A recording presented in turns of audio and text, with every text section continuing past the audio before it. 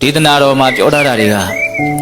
အပေါင်းဖော်နဲ့နေတာတွေကိုမြတ်စွာဘုရားရှုံချတယ်။လူကြားသူကြားပျော်တဲ့ကိစ္စတွေပျော်တဲ့စိတ်တွေကိုမြတ်စွာဘုရားရှုံချတယ်။အဲ့ဒါတွေဟာသူတော်ကောင်းတရားကိုသိဖို့အတွက်အနှောင့်အယှက်တွေပဲ။မြတ်စွာဘုရားကတော့ဘလို့ပဲနေသေးချင်တာတော့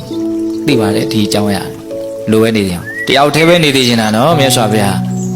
ဟုတ်လား။အပေါင်းဖော်နဲ့မွေးလျော်တာတွေမကြိုက်ဘူးအပေါင်းအသင်းတွေနဲ့ပျော်တာတွေကိုမကြိုက်ဘူး။တယောက်တည်းနေသေးချင်တာတစိမ့်ထဲထားသေးချင်တာမြတ်စွာဘုရားရဲ့ဆန္ဒနော်ဒေသနာတစ်ခုမှာဘယ်လောက်ထိတောင်ဟောတာတော့ဆိုလို့ရှိရင်ပဋိတန်လီနောဘိက္ခွေဘိက္ခုယထာဘုဒ္ဓံဇာနာတိတဲ့တယောက်တည်းကိန်းအောင်နေတဲ့လူဟာအမှန်တရားကိုသိနိုင်တယ်လို့အဲ့လိုတောင်ဟောတယ်တခါကြီးတွေသိချမှတ်နော်တယောက်တည်းကိန်းအောင်တဲ့လူဟာဘာလဲတော့အမှန်တရားကိုသိနိုင်တယ်တဲ့တယောက်တည်းအနေများလို့ရှိရင်အမှန်တရားကိုသိနိုင်တယ်ဟိုအကြောင်းထောက်ပံ့အကြီးအကျယ်ဖြစ်စေနိုင်တယ်နော်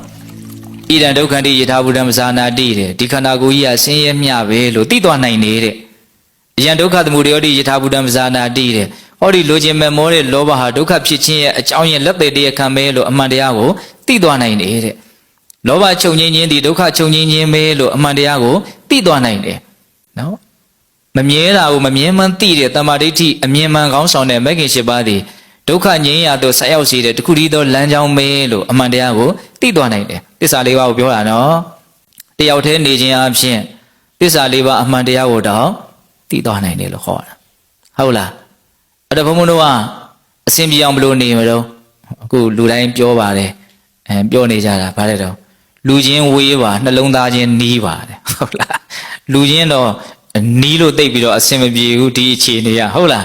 ဒါပေမဲ့မေတ္တာတရားနဲ့အကျိုးဆောင်လို့မှုတွေနဲ့နှလုံးသားချင်းတော့ဘာလို့ဖို့လို့တော့နီးဖို့လို့ဟုတ်လားဒါကကိုဗစ်ကာလနဲ့ပတ်သက်ပြီးတော့ဘုံဘုံတို့ပြောတာပေါ့